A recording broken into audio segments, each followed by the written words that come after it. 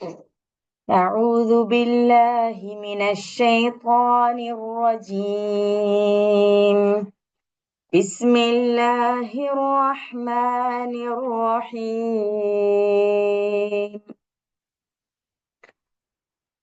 ومن يرغب عن ملة إبراهيم إلا من سفه نفسه ولقد اصطفيناه في الدنيا وإنه في الآخرة لمن الصالحين إذ قال له ربه أسلم قال أسلمت لرب العالمين ووصى بها إبراهيم بنيه ويعقوب يا بني إن الله اصطفى لكم الدين فلا تموتن إلا وأنتم مسلمون. ഇനിയും ആരാണ് ഇബ്രാഹീമിന്റെ മാർഗം വെറുക്കുക? സ്വയം അജ്ഞനും വിഡ്ഢിയുമായവനല്ലാതെ ആർക്കങ്ങനെ ചെയ്യാനാകും? ഈ ലോകത്ത് നമ്മുടെ പ്രവർത്തനങ്ങൾക്കു വേണ്ടി നാം തെരഞ്ഞെടുത്ത മനുഷ്യനാകുന്നു ഇബ്രാഹിം. പരലോകത്തിലോ അദ്ദേഹം സജ്ജനങ്ങളിൽ തന്നെയായിരിക്കും. അദ്ദേഹത്തിന്റെ അവസ്ഥ ഇതായിരുന്നു. നാഥൻ അദ്ദേഹത്തോട് നീ മുസ്ലിമാവുക എന്ന് ആജ്ഞാപിച്ചപ്പോൾ ഉടനെ ബോധിപ്പിച്ചു, ഞാൻ പ്രപഞ്ചനാഥന് മുസ്ലിമായിരിക്കുന്നു. ഇതേ മാർഗത്തിൽ തന്നെ സഞ്ചരിക്കാൻ ഇബ്രാഹിം തന്റെ സന്തതികളോട് ഉപദേശിച്ചിട്ടുണ്ടായിരുന്നു. ഇതേ ഉപദേശം തന്നെ യാക്കൂബ് അദ്ദേഹത്തിന്റെ മക്കൾക്കും നൽകിയിരുന്നു.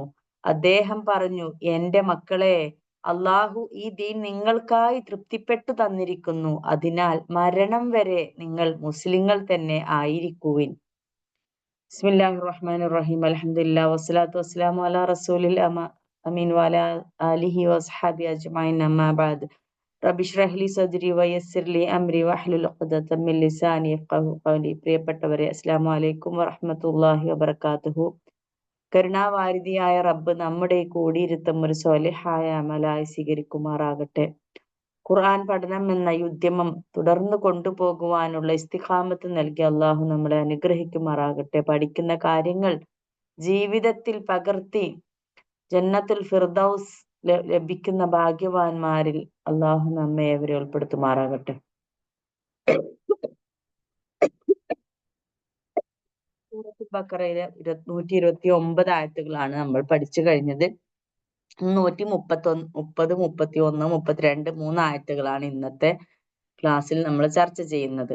ആദ്യത്തെ ആയത്തിലേക്ക് കിടക്കാം. ഇബ്രാഹിം നബിയെ കുറിച്ചാണ് നമ്മൾ പഠിച്ചുകൊണ്ടിരിക്കുന്നത്. وَمَنْ يَرْغَبُ عَنْ مِلَّةِ إِبْرَاهِيمَ إِلَّا مَنْ سَفِهَ نَفْسَهُ وَلَقَدِ اصْطَفَيْنَاهُ فِي الدُّنْيَا وَإِنَّهُ فِي الْآخِرَةِ لَمِنَ الصَّالِحِينَ. അതായത്, ഇനിയും ആരാണ് ഇബ്രാഹീമിന്റെ മാർഗം വെറുക്കുക? സ്വയം അജ്ഞനും വിഡ്ഢിയുമായവനല്ലാതെ ആർക്കങ്ങനെ ചെയ്യാനാകും? ഈ ലോകത്ത് നമ്മുടെ പ്രവർത്തനങ്ങൾക്കു വേണ്ടി നാം തെരഞ്ഞെടുത്ത മനുഷ്യനാകുന്നു ഇബ്രാഹിം. പരലോകത്തിലോ അദ്ദേഹം സജ്ജനങ്ങളിൽ തന്നെയായിരിക്കും. വാക്കർത്ഥം നോക്കാം. ആൻഡ് മൻ, ആര്. മൻ, ആര്. മൻ എന്നത് മിൻ എന്നാക്കുമ്പോൾ എന്താകും? ഫ്രം, ഇൽ നിന്നും. മിൻ എന്ന് പറയുമ്പോ, മൻ എന്ന് പറയുമ്പോ ആര്. ആൻഡ് മൻ, ആരാണ്. യർഗബു, വെറുക്കുന്നു. റഗിബ യർഗബു എന്നാണ് വാക്ക്. റഗിബ യർഗബു, ഈ വാക്കാണ് വെറുത്തു. റഗിബ മാലി, വെറുത്തു. യർഗബു, വെറുക്കുന്നു. അപ്പൊ ആരാണ് വെറുക്കുന്നത്? വെറുക്കുന്നത് അൻ മില്ലത്തി ഇബ്രാഹിമ. അൻ എന്ന് പറഞ്ഞാല് അബൌട്ട്, അല്ലെങ്കിൽ കുറിച്ച്, അല്ലെങ്കിൽ ഫ്രം എന്നും പറയാറുണ്ട്. അൻ മില്ലത്തി ഇബ്രാഹിം. മില്ലത്ത് എന്ന് പറഞ്ഞാൽ മാർഗം. മില്ലത്ത് ഇബ്രാഹിം എന്ന് എപ്പോഴും നമ്മൾ ഉപയോഗിക്കുന്ന ഒരു വാക്കാണ്. മില്ലത്ത ഇബ്രാഹിം, ഇബ്രാഹിമിന്റെ മാർഗം. ഈ മില്ലത്ത് മാർഗം അല്ലെങ്കിൽ മതം എന്നൊക്കെ പറയാറുണ്ട്. മാർഗം ഇബ്രാഹിം നബിയുടെ മാർഗത്തെ കുറിച്ച് അല്ലെങ്കിൽ മാർഗത്തെ വെറുക്കുന്നതായിട്ട് ആരുണ്ട്?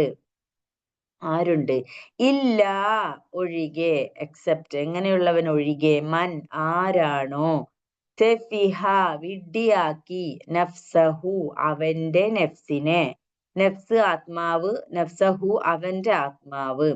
സെഫിഹ എന്നതുള്ള പുതിയൊരു വാക്കാണ് സെഫിഹ യസ്ഫഹു. സെഫിഹ എന്ന് പറഞ്ഞാൽ വിഡ്ഢിയാക്കി, യസ്ഫഹു വിഡ്ഢിയാക്കുന്നു. അപ്പൊ സെഫീഹ് എന്ന് കേട്ടിട്ടുണ്ടാവും. സെഫീഹ്, സുഫഹാ. സൂറത്തുൽ ബഖറയിൽ തുടക്കത്തില് സുഫഹാകളെ കുറിച്ച് പറയുന്നുണ്ട്, വിഡ്ഢികളെ കുറിച്ച്. സുഫഹാ. അപ്പൊ അതിനാണ് ഈ സെഫിഹ എന്ന് പറയുന്ന വെർബിൽ നിന്നാണ് അത് വരുന്നത്. സെഫിഹ എന്ന് പറഞ്ഞാൽ വിഡ്ഢിയാക്കി എന്നാണ്. ഇവിടെ വിഡ്ഢിയാക്കുന്നത് നഫ്സഹു, അവന്റെ സ്വന്തത്തിനെ തന്നെ വിഡ്ഢിയാക്കുന്ന കാര്യമാണ് പറഞ്ഞത്. അപ്പൊ ഇല്ലാമൻ സെഫിഹ നഫ്സഹു, സ്വന്തം നഫ്സിനെ വിഡ്ഢിയാക്കിയവനല്ലാതെ വേറെ ആരും തന്നെ ഇബ്രാഹിം നബിയുടെ മില്ലത്തിനെ വെറുക്കും. ആര് വെറുക്കും? അവനല്ലാതെ, അത്തരക്കാരനല്ലാതെ ആരാണ് വെറുക്കുക എന്നാണ് ചോദിക്കുന്നത്. ആൻഡ് ലഖദ്, തീർച്ചയായും ഇസ്തഫൈനാഹു എന്നതിന് 3 വാക്കുകളുണ്ട്. ഇസ്തഫ എന്നാണ് ശരിക്ക്. ഇസ്തഫ എന്ന് പറഞ്ഞാൽ തെരഞ്ഞെടുത്തു എന്നാണ്. ഇസ്തഫ യസ്തഫി. ഇവിടെ മഞ്ഞ ഇതിൽ കൊടുത്തിട്ടുണ്ട്, അതിന്റെ മാദി മുലാരി. ഇസ്തഫ യസ്തഫി. അപ്പൊ ഇസ്തഫ എന്ന് പറഞ്ഞാൽ തെരഞ്ഞെടുത്തു എന്നാണ്. അപ്പൊ ലഖദ്, തീർച്ചയായും, ഇസ്തഫൈനാ, അള്ളാഹു പറയാണ്, റബ്ബ് പറയാണ്, നാ എന്നുള്ളത് നാം തെരഞ്ഞെടുത്തിരിക്കുന്നു. ആരെ? ഹു, അദ്ദേഹത്തെ, ഇവിടെ ഇബ്രാഹിം നബിയെ. ലഖദ്, തീർച്ചയായും, ലസ്തഫൈനാഹു, നാം അദ്ദേഹത്തെ തെരഞ്ഞെടുത്തു. ഫി ദുനിയ, ഫി ഇൽ, ദുനിയാവിൽ, ഈ ദുനിയാവിൽ, ഈ ലോകത്ത് അദ്ദേഹത്തെ നാം തെരഞ്ഞെടുത്തിട്ടുണ്ട് തീർച്ചയായും. ആൻഡ് ഇന്നഹു, തീർച്ചയായും, ഹു, അദ്ദേഹം, അല്ലെങ്കിൽ അവൻ, ഇവിടെ അദ്ദേഹം ഇബ്രാഹിം നബി, അത് നമ്മൾ അദ്ദേഹം എന്ന് പറയുന്നു. ഫിൽ ആഖിറത്തി, പരലോകത്ത്. ആഖിറ പരലോകം, ഫി എന്ന് പറഞ്ഞാൽ ഫിൽ ആഖിറത്തി പരലോകത്തിൽ എന്താണ്? ലമിന സാലിഹീൻ, തീർച്ചയായും, മിന, ഫ്രം, അല്ലെങ്കിൽ ഇൽപ്പെട്ടവൻ, മിന, ഇൽപ്പെട്ടവനാണ്, സാലിഹീൻ, നിങ്ങളിൽ നിന്നുള്ളവനായിരിക്കും എന്നർത്ഥം, മിന. അപ്പൊ സാലിഹീൻ എന്നുള്ളത്, സാലിഹ് എന്ന സിംഗുലറിന്റെ പ്ലൂരലാണ് സാലിഹീൻ. മുഫ്രദ് ജമ്മാണ്. സാലിഹീൻ എന്ന് പറഞ്ഞാല് സുഹൃതവാന്മാർ, സൽക്കർമ്മങ്ങൾ, സാലിഹായ കർമ്മങ്ങൾ ചെയ്യുന്നവർ, അല്ലെങ്കിൽ സുഹൃതികർ, പുണ്യവാന്മാർ എന്നൊക്കെ പറയും. അപ്പൊ ഈ ആയത്തൊന്നും കൂടി പറയാം. ഇതിൽ 2-3 വാക്കുകളാണ് നിങ്ങൾക്ക് പുതിയതായിട്ട് തോന്നുന്നു. ഒന്ന് യർഗബു, റഗിബ യർഗബു, സെഫിഹ യസ്ഫഹു. ഈ മഞ്ഞ ഇതിൽ കൊടുത്ത 3 വാക്കുകൾ. ഇസ്തഫ യസ്തഫി, ഇത് പുതിയ വൊക്കാബുലറിയാണ്. നമ്മൾ കാണാതെ പഠിക്കുക. കുറച്ചൊക്കെ ഖുർആൻ പഠിക്കാൻ വേണ്ടി നമ്മൾ മെനക്കെടൽ അതൊരു പ്രയാസമല്ല. പരലോകത്ത് ഒരുപാട് കനം തൂങ്ങുന്ന കർമ്മങ്ങളാണ് ഇതൊക്കെ. അപ്പൊ ഇസ്തഫ യസ്തഫി 3 വാക്കുകൾ. ബാക്കിയുള്ളതൊക്കെ നമുക്ക് നോർമലി നമ്മളുള്ള ആയത്തുകൾ ഉണ്ടാകുന്നതാണ്. ഈ വമൻ, ആരാണോ, യർഗബു, വെറുക്കുന്നത്, അമ്മില്ലത്ത് ഇബ്രാഹിം നബിയുടെ മാർഗത്തെ, ഇല്ലാമൻ ആര് വെറുക്കും, ആരാണ് വെറുക്കുക എന്നുള്ള അർത്ഥത്തില്. അപ്പൊ ഇല്ലാമൻ സഫിഹ നഫ്സഹു, ആരൊഴികെ, മൻ സഫിഹ നഫ്സഹു, സ്വന്തം നഫ്സിനെ വിഡ്ഢിയാക്കിയവൻ ഒഴികെ. ആൻഡ് ലഖദ്, തീർച്ചയായും, ഇസ്തഫൈനാഹു, നാം അദ്ദേഹത്തെ തെരഞ്ഞെടുത്തിരിക്കുന്നു. ഫിദ്ദുന്യ, ഈ ദുനിയാവിൽ. ആൻഡ് ഇന്നഹു, തീർച്ചയായും, അദ്ദേഹം, ഫിൽ ആഖിറത്തി, പരലോകത്തിൽ ആരാണ്? ലമിനസ് സാലിഹീൻ, തീർച്ചയായും, മിനസ് സാലിഹീൻ, സ്വാലിഹീങ്ങളിൽ പെട്ടവൻ തന്നെയായിരിക്കും. കിട്ടിയല്ലോ അർത്ഥം അല്ലേ? ഇനി അടുത്ത ആയത്തിലേക്ക് എടുക്കാം. ഇത് ഖാല ലഹു റബ്ബുഹു അസ്ലിം, ഖാല അസ്ലംതു ലിറബ്ബിൽ ആലമീൻ. ഇബ്രാഹിം നബിയോട് ഇത് ഖാല, അതായത് അദ്ദേഹത്തിന്റെ അവസ്ഥ ഇതായിരുന്നു. നാഥൻ അദ്ദേഹത്തോട്, നീ മുസ്ലിം ആവുക. അസ്ലിം എന്ന വാക്കിന്റെ അർത്ഥമാണ് നീ മുസ്ലിം ആവുക എന്ന് ആജ്ഞാപിച്ചപ്പോൾ ഉടനെ ബോധിപ്പിച്ചു, ഞാൻ പ്രപഞ്ചനാഥന് മുസ്ലിം ആയിരിക്കുന്നു. ഇത് ചെറിയൊരായത്ത്, വളരെ എളുപ്പമുള്ള ആയത്ത്. ഇതിലൊന്നും തന്നെ പുതിയ വാക്കുകളില്ല. ഇത് സന്ദർഭം. ഖാല, അദ്ദേഹം പറഞ്ഞു, ആ സന്ദർഭം. ലഹു, അദ്ദേഹമല്ല, ഇവിടെ ലഹു എന്ന് പറയുന്നത് ഖാല എന്ന് പറയുന്നത് അള്ളാഹു പറയാണ്. ഇത് കാല അള്ളാഹു പറഞ്ഞ സന്ദർഭം ലഹു അദ്ദേഹത്തോട് എന്നുള്ളത് ഇബ്രാഹിം നബിയോട്, റബ്ബുഹു അവന്റെ നാഥനാണ് പറയുന്നത്. ഇബ്രാഹിം റബ്ബുഹു അദ്ദേഹത്തിന്റെ നാഥൻ അദ്ദേഹത്തോട് പറഞ്ഞ സന്ദർഭം എന്താണ് പറഞ്ഞത്? അസ്ലിം, നീ കീഴ്പ്പെടുക. ഈ അസ്ലിം എന്ന വാക്ക് ഓർക്കാൻ, അസ്ലമ യുസ്ലിമു, അസ്ലിം മുസ്ലിം. മനസ്സിലായോ? അസ്ലമ എന്ന് പറഞ്ഞാൽ കീഴ്പ്പെട്ടു. ഇത് നമ്മളുടെ മൈൻഡിൽ എപ്പോഴും ഉണ്ടായിരിക്കുന്ന വാക്കാണ്. കാരണം ഞാനൊരു മുസ്ലിമാണ് എന്ന് പറയുമ്പോൾ ഞാൻ എന്താണെന്ന് അറിയണമെങ്കിൽ ആ മുസ്ലിം എന്ന വാക്കിന്റെ അർത്ഥം ശരിക്കും മനസ്സിലാക്കണം. കാരണം നമ്മൾ മുസ്ലിങ്ങളിൽ പെട്ടവനാണ്, ഞാൻ മുസ്ലിമാണ് എന്ന് പറഞ്ഞ് നടക്കുമ്പോഴൊക്കെ ആ മുസ്ലിം എന്ന വാക്കിന്റെ അർത്ഥ തലങ്ങളിലേക്ക് പോകുമ്പോഴാണ് ശരിക്കും നമ്മുടെ ജീവിതത്തിൽ ഞാൻ ആ മുസ്ലിം എന്ന വാക്കിന് അർഹയാണോ എന്ന് മനസ്സിലാവുക. അതിന്റെ അർത്ഥം ഡീപ്പായിട്ട് മനസ്സിലാക്കുമ്പോഴാണ്. അപ്പൊ അസ്ലമ എന്ന് പറഞ്ഞാൽ കീഴ്പ്പെട്ടു എന്ന്, യുസ്ലിമു കീഴ്പ്പെടുന്നു. അസ്ലിം എന്നുള്ളതാണ് ഇവിടെ ഈ ആയത്തിൽ ഉപയോഗിച്ച വാക്ക്. നീ കീഴ്പ്പെട് എന്ന് കൽപ്പിക്കുകയാണ് അള്ളാഹു ഇബ്രാഹിം നബിയോട്. അസ്ലിം. അപ്പൊ ആ വാക്കിൽ നിന്നാണ് മുസ്ലിം. അതായത് അങ്ങനെ അള്ളാഹുവിന് അസ്ലമയായ ഒരു വ്യക്തിക്ക് പറയുന്ന പേരാണ് മുസ്ലിം. മനസ്സിലായോ? അസ്ലമ കീഴ്പ്പെട്ട വ്യക്തിക്ക്, അള്ളാഹുവിന് കീഴ്പ്പെട്ട, സ്വന്തത്തെ സമർപ്പിച്ച ഒരു വ്യക്തിയുടെ പേരാണ് മുസ്ലിം. അപ്പൊ ആ മുസ്ലിം എന്ന വാക്കിന് നമ്മൾ അർഹനാണോ എന്നുള്ളത് നോക്കണം. ഇബ്രാഹിം നബി ഒരു ശരിയായ മുസ്ലിം ആയിരുന്നു. അപ്പൊ ഇബ്രാഹിം നബിയെ കുറിച്ച് പഠിക്കുമ്പോൾ നമുക്ക് മനസ്സിലാവും അദ്ദേഹത്തിന്റെ മുസ്ലിം എന്നുള്ള വാക്ക് അദ്ദേഹത്തിന് എത്രമാത്രം യോജിച്ചതായിരുന്നു എന്നുള്ളത്. അപ്പൊ കാല ഇബ്രാഹിം നബി മറുപടി പറയുന്നത്, കാല ലഹു റബ്ബുഹു അസ്ലിം, അള്ളാഹു അദ്ദേഹത്തിന്റെ റബ്ബ് അദ്ദേഹത്തോട് അസ്ലിം, നീ കീഴ്പ്പെടു എന്ന് പറഞ്ഞപ്പോൾ കാല അദ്ദേഹം പറഞ്ഞു അസ്ലം തു, ഞാൻ കീഴ്പ്പെട്ടിരിക്കുന്നു. സെയിം വാക്കിന്റെ വേറൊരു ഫോമാണ്. സർഫ് പഠിച്ചവർക്ക് അറിയായിരിക്കും. 14 ഫോമില് മാലിയായ ഫോമിന്റെ 13ാമത്തെ ഫോമാണിത്. ഞാൻ കീഴ്പ്പെട്ടു. അസ്ലം തു, അസ്ലംന, ലാസ്റ്റ് രണ്ടെണ്ണല്ലേ. അസ്ലം തു എന്ന് പറഞ്ഞാൽ ഞാൻ കീഴ്പ്പെട്ടു, ഞാൻ കീഴ്പ്പെട്ടിരിക്കുന്നു. ലി എന്തിനു വേണ്ടി? ലി എന്ന് പറഞ്ഞാൽ വേണ്ടി. റബ്ബിൽ ആലമീൻ, സർവലോകം. ആലമിന്റെ ജമാണ് ആലമീൻ. ഒരു ആലം എന്ന് പറഞ്ഞാൽ ലോകം. അലമീൻ എന്ന് പറയുന്നത് ഒരുപാട് ലോകങ്ങൾ, അതായത് സർവ്വലോകം, മുഴുലോകവും അതിന്റെ ജമാണ്. അപ്പോ എല്ലാ ലോകങ്ങളും.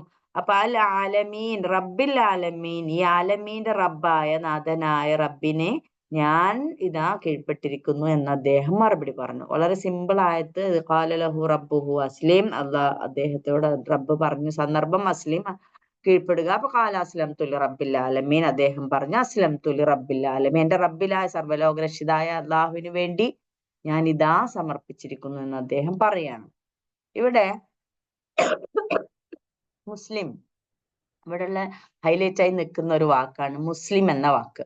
അള്ളാഹുവിന്റെ മുമ്പിൽ സർവാത്മന തലകുനിക്കുകയും അവനെ തന്റെ ഉടമസ്ഥനും യജമാനനും വിധികർത്താവും ആരാധ്യനുമായി സമ്മതിക്കുകയും ചെയ്യുന്നവനാണ് മുസ്ലിം. മനസ്സിലായില്ലേ? അതായത് തന്നെ പൂർണ്ണമായും നിരുപാധികമായും അള്ളാഹുവിൽ അർപ്പിക്കുകയും അവനിൽ നിന്ന് ലഭിച്ച നിർദ്ദേശത്തിനൊത്ത് ജീവിതം നയിക്കുകയും ചെയ്യുന്നവൻ.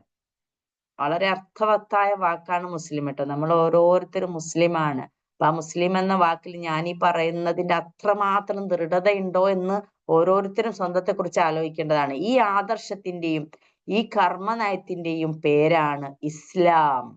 ഇസ്ലാം, മനസ്സിലായില്ലേ? ഇസ്ലാം എന്നുള്ളതും ഇതിൽ നിന്ന് വരുന്നതാണ്. അസ്ലാമ ഇസ്ലാമിലെ ഇസ്ലാം, വഴിപ്പെട്ടവൻ, ഇസ്ലാം. അപ്പോ ഈ ഇസ്ലാം പിന്നെ മനുഷ്യാരംഭം മുതൽ ലോകത്ത് വിവിധ പ്രദേശങ്ങളിലും വിവിധ സമുദായങ്ങളിലും വന്ന മുഴുവൻ പ്രവാചകന്മാരുടെയും ദീൻ ഇത് തന്നെയായിരുന്നു. അതായത് ഏത് തന്നെയായിരുന്നു? ഇസ്ലാം തന്നെയായിരുന്നു. അതായത് ഇസ്ലാം എന്ന് പറയുന്നത് സ്വന്തത്തിനെ അള്ളാഹുവിലേക്ക് സമർപ്പിക്കുക എന്നുള്ള പറയുന്ന ആ ഒരു ദീനാണ് ഇസ്ലാം എന്ന് പറയുന്നത്. അപ്പൊ ഇവിടെ ഈ മുസ്ലിം എന്ന വാക്ക് ഒന്നും കൂടി അതിന്റെ ഡെഫിനിഷൻ നമ്മൾ എപ്പോഴും മൈൻഡിൽ ഇരിക്കണം.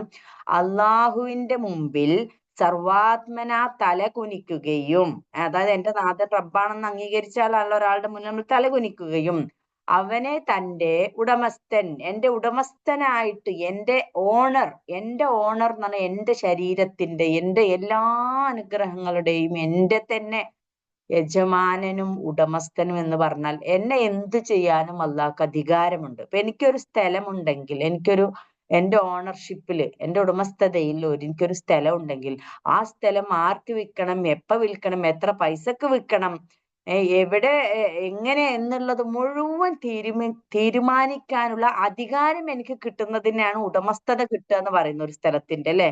എന്തൊരു സാധനം ഉടമസ്ഥ എന്ന് പറഞ്ഞാൽ പിന്നെ ആർക്കും അതില് ഒരു വാക്ക് പറയാനും അത് അവസാനത്തെ അപ്രൂവൽ എന്റേതായിരിക്കും, ആ ഓണറുടേതായിരിക്കും, ഉടമസ്ഥന്റേതായിരിക്കും. അതിനാണ് ഉടമസ്ഥത കിട്ടുക എന്ന് പറയുന്നത്. അപ്പൊ ഞാനെന്ന ഈ വ്യക്തിയുടെ ഉടമസ്ഥത അള്ളാഹുവിനുള്ളതാണ്. യജമാനൻ, ഞാൻ യജമാനൻ എന്ന് പറയുമ്പോ യജമാനന്റെ ആജ്ഞകൾ അനുസരിക്കുക അല്ലെ. ഇപ്പൊ ഒരു നായക്കൊരു യജമാനൻ ഉണ്ടാവും. അപ്പൊ ആ യജമാനൻ പറയുന്നതെല്ലാം അനുസരിക്കുന്ന ഒരു മൃഗമാവുക എന്നുള്ള, ഒരു വീട്ടിൽ വളർത്തുന്ന നായകളൊക്കെ അങ്ങനെയാണല്ലോ. യജമാനനെ കാവൽ നിൽക്കുക, യജമാനൻ എന്തെങ്കിലും പറ്റുമോ നോക്കുക, യജമാനൻ എന്താണോ പറയുന്നത് അങ്ങോട്ട് ഓടുക. അതുപോലെ ഓരോ മനുഷ്യ സൃഷ്ടിയുടെയും യജമാനനാണ് അള്ളാഹു എന്ന് അംഗീകരിക്കുക. മുസ്ലിമാണെന്ന് പറയുന്നവരോടാണ് ഈ പറയുന്നത് കേട്ടോ. പിന്നെ എന്റെ വിധികർത്താവ് അള്ളാഹു ആണ്. അതായത് എന്തൊക്കെ നിയമനിർദ്ദേശങ്ങളാണ് ഞാൻ എൻ്റെ ജീവിതത്തിൽ പാലിക്കേണ്ടത് എന്ന് തീരുമാനിക്കുന്നത് എൻ്റെ റബ്ബാണ്. റബ്ബായിരിക്കണം, അപ്പോഴേ ഞാൻ മുസ്ലിം ആവുള്ളൂ. എന്റെ കാര്യത്തിൽ ഞാനെല്ലാം വിധികൾ ഉണ്ടാക്കേണ്ടത്. ഞാൻ എവിടെ പോകണം, എങ്ങനെ പെരുമാറണം, ഒരു പ്രശ്നം ഉണ്ടാകുമ്പോൾ അതിൽ എങ്ങനെ ഇടപഴകണം എന്ന് ഞാൻ ഖുറാനിൽ പോയിട്ട് നോക്കിയിട്ട് അതിനനുസരിച്ച് വിധി കൽപ്പിക്കണം.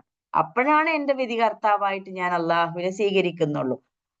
തീർച്ചയായും ആരാധ്യനായിട്ട് മുഴുവൻ മുസ്ലിങ്ങളും സ്വന്തത്തെ സ്വീകരിച്ചിട്ടുണ്ടാവും. അതിൽ യാതൊരു സംശയവും ആർക്കും ഇല്ല. അതായത് നമ്മൾ ആരും മറ്റുള്ള ആരാധ്യന്മാരുടെ മുന്നിൽ പോയിട്ട് തലകുനിക്കുന്നുള്ളതൊരു സത്യമാണ്. ആരാധ്യനായിട്ട് എല്ലാവരും അള്ളാഹുവിനെ സമ്മതിച്ചിട്ടുണ്ട്. അങ്ങനെ ഈ ആരാധ്യൻ മാത്രമല്ല, നമ്മൾ മനസ്സിലാക്കേണ്ടത്, നമ്മൾ സമ്മതിക്കാത്ത പലതും വരുന്നത് ആരാധ്യനായിട്ട് സ്വീകരിക്കലല്ല, വിധികർത്താവായിട്ട് യജമാനന്റെ ഉടമസ്ഥൻ.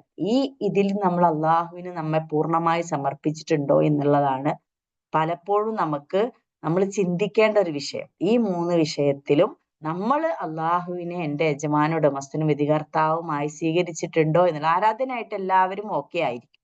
മനസ്സിലായില്ല? അപ്പൊ അത് ശ്രദ്ധിക്കേണ്ട ഒരു വിഷയമാണ്. അപ്പൊ തന്നെ പൂർണ്ണമായും നിരുപാധികമായും അള്ളാഹുവിൽ അർപ്പിക്കുകയും അവനിൽ നിന്ന് ലഭിച്ച നിർദ്ദേശത്തിനൊത്ത് ജീവിതം നയിക്കുകയും ചെയ്യുന്നത്. ഇവിടെ നമ്മൾ മനസ്സിലാക്കേണ്ട ഒരു കാര്യം, ഈ പൂർണ്ണതയും നിരുപാധികം ഭയങ്കര ഇമ്പോർട്ടന്റ് ആയ 2 വാക്കുകളാണ്. പൂർണ്ണത എന്ന് പറഞ്ഞാൽ 100% എന്ന് പറയുന്നത് 99 അല്ല. ആ ബാക്കി 1% ഉണ്ടല്ലോ, അതും നമ്മൾ പലപ്പോഴും അള്ളാഹുവിന് കൊടുക്കാൻ ഒരു പേടിയാണ്. അപ്പൊ സ്വന്തത്തെ പൂർണ്ണമായിട്ട് 100% അള്ളാഹ്ക്ക് സമർപ്പിക്കാനുള്ള ഒരു വിശ്വാസം, ഒരു ഈമാൻ നമ്മിൽ ഉണ്ടാവണം. നിരുപാധികം എന്ന് പറഞ്ഞാൽ എന്താ? അൺകണ്ടീഷണൽ എന്ന് പറയും. ഇംഗ്ലീഷിൽ അൺകണ്ടീഷണൽ ആണ്. അതായത് കണ്ടീഷൻ വെക്കും ചില ആളുകൾ അല്ലെ. ഇപ്പൊ നമ്മൾ പറയാറുണ്ട്, ഇപ്പോഴത്തെ കാലത്തെ പെൺകുട്ടികളൊക്കെ കല്യാണം കഴിക്കുന്ന ഒരുപാട് കണ്ടീഷൻസ് ആണ്. കണ്ടീഷനുകളുടെ ലോകത്താ ജീവിക്കുന്നത്. അവസാനം കല്യാണം വേണ്ടാന്ന് വെച്ച് പോകുന്നതാണ് അധികം ആൺകുട്ടികളും. കാരണം പെൺകുട്ടികളുടെ കണ്ടീഷൻസ് കേട്ടിട്ട്, അതായത് ഇന്ന കണ്ടീഷൻസ് പാലിക്കാൻ പറ്റുമെങ്കിൽ മാത്രമേ താങ്കളുടെ ഭാര്യയായിട്ട് എനിക്ക് നിൽക്കാൻ പറ്റൂ, എന്റെ മൊബൈൽ നോക്കരുത്, ഇത് എന്റെ പേഴ്സണൽ പ്രോപ്പർട്ടിയാണ്, ഞാൻ ഇങ്ങനെ പുറത്തു പോകും, അപ്പൊ ചോദിക്കരുത്, ഇതുപോലെ കുറെ കണ്ടീഷൻസ്. അപ്പൊ അങ്ങനെയാണെങ്കിൽ, അതായത് ഇന്ന കണ്ടീഷൻസ് ഒക്കെ പാലിക്കാൻ പറ്റുമെങ്കിൽ ഓക്കെ ഞാൻ ഭാര്യയാകാം എന്നാ പറഞ്ഞ കണ്ടീഷണൽ ലൈഫാണത്. അപ്പൊ അള്ളാഹുവിന്റെ മുന്നിൽ ഒരിക്കലും കണ്ടീഷൻ വെക്കരുത്. നിരുപാധികം എന്ന് പറഞ്ഞാൽ ഉപാധികളില്ലാതെ എന്നർത്ഥം. മനസ്സിലായില്ലേ? വാക്കിന്റെ അർത്ഥം എന്താണ്? ഉപാധികളില്ലാതെ, നിരുപാധികം, ഉപാധികളില്ല. അതായത് ഒരു ഉപാധിയോ, അതായത് ഒരു കണ്ടീഷനോ അള്ളാഹിന് മുന്നിലില്ല. ഇപ്പൊ നമ്മൾ അതായത് അള്ളാഹിനോട് പറയണം, പഠിച്ചോനെ എനിക്ക് ചില ആളുകൾ നേർച്ച ചെയ്യാറുണ്ട്. എന്തെങ്കിലുമൊക്കെ ആപത്തൊക്കെ മക്കൾക്ക് പറ്റുമ്പോൾ വേഗം നേർച്ച ചെയ്യും. ആ നേർച്ചയിൽ പറയുന്ന വാക്കുകൾ നമ്മൾ പലപ്പോഴും ശ്രദ്ധിക്കണം.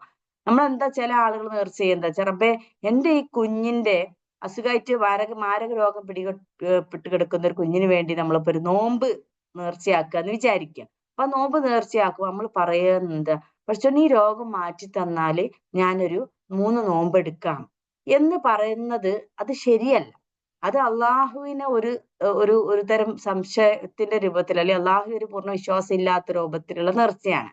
അതായത് നീ രോഗം മാറ്റി തന്നാൽ എന്ന കണ്ടീഷനിൽ ഞാൻ നോമ്പെടുക്കും, അതല്ല നേർച്ച. എന്റെ ഈ രോഗം എന്തായാലും റബ്ബെ ഷിഫ നൽകണേ, ഞാൻ 3 നോമ്പ് നേർച്ചയാക്കി, 3 നോമ്പ് ഞാൻ എന്തായാലും ഞാൻ നോൽക്കും, റബ്ബെ ഈ ഷിഫ നൽകണേ എന്ന്. ആ നോമ്പ് അവിടെ ഉറപ്പാണ്, അല്ലാതെ കണ്ടീഷന്മേലല്ല ഈ നേർച്ച. അള്ളാഹ് നീ മാറ്റി തന്നാൽ ഞാൻ ചെയ്യും, അങ്ങനെ ഒരു കണ്ടീഷനിൽ ഒരിക്കലും അള്ളാഹുമായിട്ട് നമ്മൾ ചെയ്യാൻ പാടില്ല. നിരുപാധികം എന്ന് പറഞ്ഞാൽ ഒരു ഉപാധികൾ വെച്ച് അള്ളാഹുവിലേക്ക് നമ്മൾ സ്വന്തത്തെ സമർപ്പിക്കരുത്. പൂർണ്ണമായിട്ട് അള്ളാഹു എന്താണോ റബ്ബ് പറഞ്ഞത് അത് എന്തായാലും ഞാൻ ക്വസ്റ്റ്യൻ ചെയ്യുകയില്ല. എന്താ അങ്ങനെ, എന്താ ഇങ്ങനെ, എന്താ റബ്ബെ നിന്റെ ഇതിങ്ങനെ, അങ്ങനെ അള്ളാഹുവിന് ക്വസ്റ്റ്യൻ ചെയ്ത് സ്വന്തത്തെ സമർപ്പിക്കാത്തൊരവസ്ഥയിലേക്ക് എത്തുക. ഞാൻ ആ നിയമത്തിൽ സാറ്റിസ്ഫൈഡ് അല്ല, അങ്ങനെ ഉണ്ട് ഒരു കണ്ടീഷണലായിട്ട് സമർപ്പിക്കുന്നതിനെയാണ് ഇത് പറയുന്നത്. അപ്പൊ നിരുപാധികമായിട്ട്. അപ്പൊ മുസ്ലിം എന്ന് പറഞ്ഞാൽ എന്താണെന്ന വാക്കാണ്, അതിന്റെ ഗൗരവമാണ് ഇപ്പൊ ഇത് പറഞ്ഞു വന്നത്. അപ്പൊ ഇത് മനുഷ്യ ആരംഭം മുതല് എല്ലാ പ്രവാചകന്മാരും പറഞ്ഞ ദീൻ എന്ന് പറഞ്ഞ ഈ ഇസ്ലാമാണ്. ആദം നബി മുതൽ മുഹമ്മദ് നബി വരെ പറഞ്ഞ ഇസ്ലാം ദീൻ ഒന്നാണ് എന്ന് പറയുന്നത് ഈ ഒരു കാര്യത്തിലാണ്. അള്ളാഹുവിന് ആരാധ്യനായും വിധികർത്താവായും അള്ളാഹു മാത്രമേ ഉള്ളൂ അർപ്പിക്കാൻ എന്നുള്ള ആ ഒരു ആദർശം അന്നും ഇന്നും സെയിം ആണ്. പക്ഷെ ഓരോ കാലഘട്ടത്തിലെയും ശരീഅത്ത് നിയമങ്ങളിൽ വ്യത്യാസമുണ്ട്. നമസ്കരിക്കുന്നത് എങ്ങനെ, കർമ്മപരമായ കാര്യങ്ങളിൽ പ്രവാചകന്മാരുടെ കാലഘട്ടത്തിന്റെ ഉമ്മത്തുകൾ ഓരോരോ കാലഘട്ടത്തിലെ സമുദായത്തിന് വ്യത്യാസം ഉണ്ടായിരുന്നുള്ളത് ശരിയാണ്. പക്ഷേ അന്നു മുതൽ ഇന്ന് വരെ ആദർശം സെയിം ആണ് എന്നാണ് ഇതിൽ പറഞ്ഞു വരുന്നത്. മനസ്സിലായില്ലേ? ദീൻ എന്ന് പറയുന്നത് ഇതാണ് ദീൻ. അപ്പൊ ഇവിടെ അടുത്ത ആയത്തേക്ക് കിടന്നതിന് അതുകൂടി പറഞ്ഞതിന് ശേഷം കുറച്ചൊരു ഡീറ്റെയിൽ ആയിട്ട് ഇബ്രാഹിം നബിയെ കുറിച്ച് പറയാം. ووصى بها إبراهيم بنيه ويعقوب يا بني إن الله اصطفى لكم الدين فلا تموتن إلا وأنتم مسلمون. ഇതേ മാർഗത്തിൽ തന്നെ സഞ്ചരിക്കാൻ ഇബ്രാഹിം നബി തന്റെ സന്തതികളോട് ഉപദേശിച്ചിട്ടുണ്ടായിരുന്നു. ഇതേ ഉപദേശം തന്നെ യാക്കൂബ് നബി അദ്ദേഹത്തിന്റെ മക്കൾക്കും നൽകിയിരുന്നു. അദ്ദേഹം പറഞ്ഞു, എന്റെ മക്കളെ, അതായത് യാക്കൂബ് നബി പറഞ്ഞത്, എന്റെ മക്കളെ, അള്ളാഹു ഈ ദീൻ നിങ്ങൾക്കായി തൃപ്തിപ്പെട്ടു തന്നിരിക്കുന്നു. അതിനാൽ മരണം വരെ നിങ്ങൾ മുസ്ലിങ്ങൾ തന്നെ ആയിരിക്കുവിൻ. അപ്പൊ ഇവിടെ മൂന്ന് വാക്കുകൾ, ഒന്നോ രണ്ടോ മൂന്നോ വാക്കുകൾ മാത്രമാണ് നിങ്ങൾക്ക് പ്രയാസമായിട്ടും പുതിയതായിട്ടും തോന്നുന്നത്. ബിഹ, വ ആൻഡ് വസ്സാ എന്ന് പറഞ്ഞാൽ വസീയത്ത് നൽകി എന്നാണ്. നമ്മൾ സ്ഥിരമായിട്ട് ഉപയോഗിക്കുന്ന വാക്കാണ് വസീയത്ത്. ആ വസീയത്ത് എന്ന് വരുന്ന വാക്ക് തന്നെയാണ്, വെർബാണ്, അതിന്റെ കർമ്മ രൂപമാണ്, ക്രിയാരൂപമാണ് വസ്സ എന്ന് പറയുന്നത്. വസീയത്ത് ചെയ്തു അല്ലെങ്കിൽ ഉപദേശിച്ചു എന്ന് പറയും. വസ്സ എന്നതിന്റെ മഞ്ഞയിൽ നോക്കാൻ നിൽക്കും. വസ്സ യുവസ്സി എന്നാണ് വാക്ക്. വസ്സ മാവി, യുവസ്സി മുദാരിയ. അപ്പൊ വസ്സ എന്ന് പറഞ്ഞാല് വസീയത്ത് ചെയ്തു അല്ലെങ്കിൽ ഉപദേശിച്ചു. ബിഹ, ഇത് തന്നെ, അതായത് ഇത് തന്നെ എന്ന് പറഞ്ഞാൽ മേലെ പറഞ്ഞ ആ മുസ്ലിം ആയിരിക്കുക എന്ന കാര്യം തന്നെ എന്നർത്ഥം. വസ്സ ബിഹ, ഇത് തന്നെയാണ്, ഇതുകൊണ്ട് തന്നെയാണ് ഇബ്രാഹിം നബി, ഇബ്രാഹിം നബിയും ഇത് തന്നെയാണ് വസിയത്ത് ചെയ്തത്. ആരെ? ബനീഹി, അദ്ദേഹത്തിന്റെ മക്കളോട്. ഹി ലാസ്റ്റ് ഹി ആണ് അദ്ദേഹത്തിന് അല്ലെങ്കിൽ തന്റെ മക്കളോട്. ഇബിന് മകൻ അല്ലെ, ബനീഹി എന്ന് പറഞ്ഞ മക്കളോട്. ആൻഡ് യാക്കൂബ് നബിയും ഇത് തന്നെയാണ് പറഞ്ഞത്. എന്താണ് യാക്കൂബ് നബി പറഞ്ഞത്? യാ ബനിയ, യാ എന്ന് പറഞ്ഞ ഏയ് എന്നുള്ള അർത്ഥത്തിലാണ്. എന്റെ മക്കളെ, ബനിയ എന്റെ മക്കളെ, ഇന്നല്ലാഹ തീർച്ചയായും അള്ളാഹു. ഇവിടെ ഇന്നല്ലാഹ എന്ന് വരാ, കാരണം അള്ളാഹു എന്നതിന് പറയാ ഹ എന്ന് വരാ ഇന്ന വന്നതുകൊണ്ടാണ്. ഏതൊരു വാക്കിന്റെ നൗണിന്റെ മുന്നെയും ഇന്ന എന്ന് വന്നു കഴിഞ്ഞാൽ അത് നൗൺ എന്താവും? അവസാനം ഫതഹായിരിക്കും. ഇന്നല്ലാഹു എന്ന് ഒരിക്കലും ഖുർആനിൽ നിങ്ങൾക്ക് കാണാൻ കഴിയില്ല. കാരണം അത് ഗ്രാമറാണ്. ഇന്നല്ലാഹ എന്നേ വരുള്ളൂ. ഇന്നല്ലാഹ തീർച്ചയായും അല്ലാഹു ഇസ്തഫ തെരഞ്ഞെടുത്തു. ഇതിനു മുന്നേ നമ്മൾ പഠിച്ചല്ലോ വാക്കില, കഴിഞ്ഞ ആയത്തിൽ പഠിച്ചു ഇസ്തഫ എന്ന് പറഞ്ഞാൽ. അതുകൊണ്ട് ഇവിടെ എഴുതിയിട്ടില്ല കേട്ടോ, മഞ്ഞയിൽ. ഇസ്തഫ എന്ന് പറയുന്നത് തെരഞ്ഞെടുത്തു. ലക്കും നിങ്ങൾക്ക് എന്ത്? അദ്ദീന, ഈ ദീനിനെ, ഈ ജീവിത വ്യവസ്ഥയെ. ദീൻ എന്നതിന് ഒരുപാട് അർത്ഥങ്ങളുണ്ട് അല്ലെ? പ്രതിഫലം അർത്ഥമുണ്ട്. ദീന്, ജീവിത വ്യവസ്ഥ, മതം എന്നൊക്കെ പല അർത്ഥങ്ങളുണ്ട്. അതൊക്കെ വളരെ അർത്ഥവ്യാപ്തിയുള്ള ഒരു വാക്കാണ് ഈ ദീൻ എന്ന് പറയുന്നത്. അത് മാത്രമായിട്ട് പഠിക്കേണ്ട ഒരു വിഷയമാണ്. അള്ളാഹു പറയുന്ന ദീന് ഖുറാനിൽ പല സന്ദർഭങ്ങളിലും പല അർത്ഥത്തിലാണ് ഉപയോഗിച്ചിട്ടുള്ളത്. സൂറത്തുൽ ഫാത്തിഹയിൽ മാലിക് യൗമിദ്ദീൻ എന്ന പ്രതിഫല ദിവസത്തിന്റെ ഉടമസ്ഥനാണ്. അപ്പൊ ഇവിടെ ജീവിത വ്യവസ്ഥ എന്നാണ്. ഈ ജീവിത വ്യവസ്ഥ തന്നെയാണ് അള്ളാഹു തെരഞ്ഞെടുത്തിരിക്കുന്നത് നിങ്ങൾക്ക്. അതുകൊണ്ട് അതിനാൽ, ലാ അരുത്, തമൂത്തുന്ന നിങ്ങൾ മരിക്കരുത്, ലാ തമൂത്തുന്ന നിങ്ങൾ മരിക്കരുത്. ഈ മാത്ത യമൂത്തു എന്നാണ് കേട്ടോ. ഈ വാക്ക് മാത്ത മരിച്ചു, യമൂത്തു മരിക്കുന്നു. ഇതൊക്കെ എളുപ്പമാണ്. നമ്മൾ ഈ മൗത്ത് എന്നൊക്കെ പറയും. മൗത്ത് എന്ന് പറഞ്ഞാൽ മരണം. മൗത്തും ഹയാത്തും എന്നൊക്കെ ഉള്ള പാട്ടുണ്ടല്ലേ, മരണവും ജീവിതവും. അതുപോലെ മൗത്ത് എന്ന് പറഞ്ഞാൽ മരണം. മാത്ത മരിച്ചു, യമൂത്തു മരിക്കുന്നു. അപ്പൊ ഫലാ തമൂതുന്ന, നിങ്ങൾ തീർച്ചയായും ഒരിക്കലും നിങ്ങൾ മരണപ്പെടരുത്.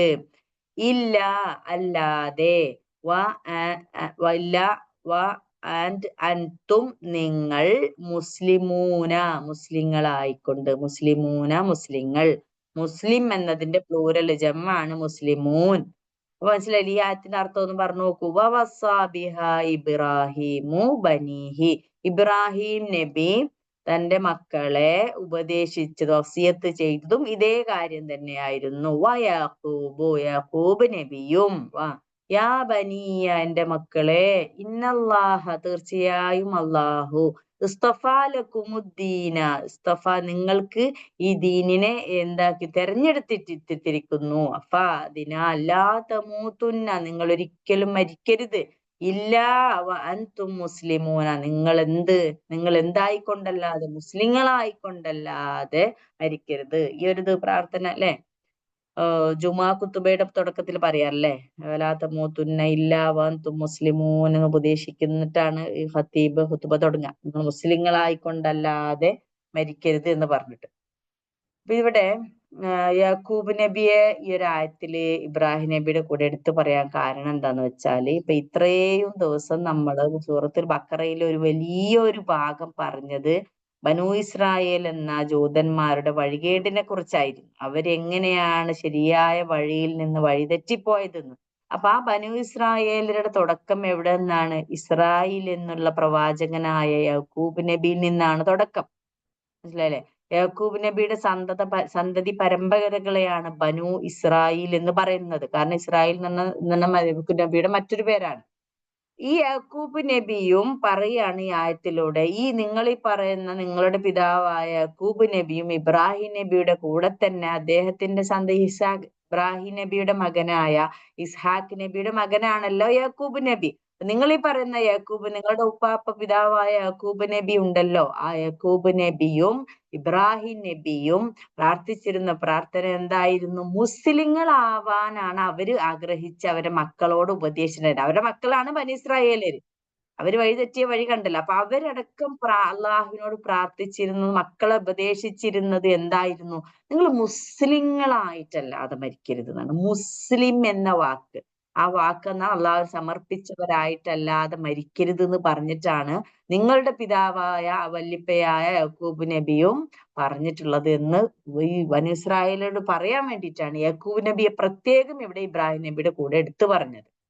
ഇനി ഇവിടെ ദീൻ എന്ന് പറയുന്നത് ഞാൻ പറഞ്ഞ പോലെ ജീവിത മാർഗം, ജീവിത വ്യവസ്ഥ, ഈ ലോകത്ത് മനുഷ്യനെ മുഴുവൻ ചിന്താകർമ്മ നിയമങ്ങൾ കെട്ടിപ്പടുക്കുന്ന നിദാനമായ നിയമ സംഹിതയൊക്കെ ദീൻ എന്ന അർത്ഥം കൊണ്ട് ഉൾക്കൊള്ളുന്നുണ്ട്. ഇവിടെ നമുക്ക് ഒന്ന് രണ്ട് കാര്യം നമ്മുടെ പിതാവായ ഇബ്രാഹിം നബിയെ കുറിച്ച് പറയാനുണ്ട്. അതായത് ഇബ്രാഹിം നബി നമുക്കറിയാം, നമ്മളുടെ ഒരു ഉമ്മത്താണ്. ഒരു ഇബ്രാഹിം നബി കാന ഉമ്മത്ത, അദ്ദേഹം ഒരു സമുദായത്തിന് അത്ര ഒരു പ്രവർത്തനം ചെയ്ത ഒരു വലിയ പിതാവായിരുന്നു അദ്ദേഹം. അദ്ദേഹത്തെ കുറിച്ച്, അതാണ് നമ്മളുടെ പിതാവ് എന്ന് പറയുന്നത് ഇബ്രാഹിം നബി. നമ്മളെ തശഹുദിലൊക്കെ നമ്മൾ മുഹമ്മദ് നബിയുടെ കൂടെ പറയുന്ന പ്രവാചകനാണ് ഇബ്രാഹിം. ഇബ്രാഹിം ഇബ്രാഹിം ഇബ്രാഹിം നബിക്ക് അത്രയും പ്രാധാന്യം ഇസ്ലാമിലുണ്ട്. അപ്പൊ ഇബ്രാഹിം നബിയുടെ ആദർശവും ജീവിത വീക്ഷണവും കർമ്മമാർഗമാണ് നമ്മൾ ശരിക്കും ഇതിന്റെ മുന്നേ ഉള്ള ആയത്തിൽ നമ്മൾ കണ്ടത്. ഞാൻ നേരത്തെ പറഞ്ഞ ഇസ്മായിൽ അലൈഹി ഇസ്ലാം ഇബ്രാഹിം നബിയും കഅബ ഉണ്ടാക്കുന്ന സമയത്ത് അവർ എത്രമാത്രം ലക്ഷ്യങ്ങളോട് കൂടിയാണ് ആ കഅബ പണിതെന്നും അവരുടെ അത് കെട്ടിപ്പണിയുമ്പോ അവരുടെ പ്രാർത്ഥന എന്തായിരുന്നു? പടച്ചവനെ, ഞങ്ങളുടെ സന്തതികളെ ഞങ്ങളത് അങ്ങനെ അങ്ങനെ ആക്കണേ എന്നൊക്കെയുള്ള പ്രാർത്ഥന 2-3 പ്രാർത്ഥന നമ്മൾ പഠിച്ചു കഴിഞ്ഞ ആയത്തുകളിൽ. അങ്ങനെ ഉള്ള ഒരു ജീവിത വീക്ഷണവും കർമ്മ മാർഗവുമാണ് നമ്മൾ പഠിച്ചത്. അദ്ദേഹത്തിന്റെ നിലപാട് എന്തായിരുന്നു എന്ന് കഴിഞ്ഞ ആയത്തുകൾ പഠിച്ചു. ഇനി എന്താണെന്ന് വെച്ചാൽ അദ്ദേഹത്തിന്റെ ഈ ആദർശ വിശ്വാസങ്ങളിൽ നിന്നും കർമ്മമാർഗത്തിൽ നിന്നും അകന്നു പോയ ഇസ്രായേലരോടും ഇസ്മായിലികളോടും സഹതാപവും അത്ഭുതവും പ്രകടിപ്പിച്ചുകൊണ്ട് അള്ളാഹ് ചോദിക്കുകയാണ്. നമുക്ക് അതായത് മനസ്സിലായില്ലേ? അദ്ദേഹത്തിന്റെ നിലപാട് പറഞ്ഞതിന് ശേഷം ഇനി ഇസ്രായേലരോടും, ഇസ്മായിലികൾ ആരാണ്? ആരാണ് ഇസ്മായിലികൾ എന്ന് പറയുന്നത്? ഇസ്മായിലികൾ എന്ന് പറയുന്നത് ഇസ്മായിൽ നബിയുടെ, അദ്ദേഹത്തിന്റെ മകനായ ഇസ്മായിൽ നബിയുടെ മക്കളാണ് അറബികൾ എന്ന ആ ഖുറൈശിപ്പട. ആ ഒരു മറ്റേ ഇവരുണ്ടല്ലോ, നമ്മുടെ മക്കത്ത് ജീവിക്കുന്നവർ ഇസ്മായിൽ സന്തതികളാണ്. ഇസ്മായിൽ നബിയാണല്ലോ ഹാജറ ബീവി ഇസ്മായിൽ നബിയെയാണ് മക്കത്ത് കൊണ്ടുപോയിട്ട് സംസം വരുന്നതും അവിടെ ഇസ്മായിൽ നബി വളരുകയും അവിടെ ഒരുപാട് അറബ് ഗോത്രങ്ങൾ വന്ന് വെള്ളം വന്നതിന് ശേഷം കുടിയാറി പാർക്കുകയും അങ്ങനെയാണ് അവിടെ ഒരു അറബി സമൂഹം വരുന്നത്.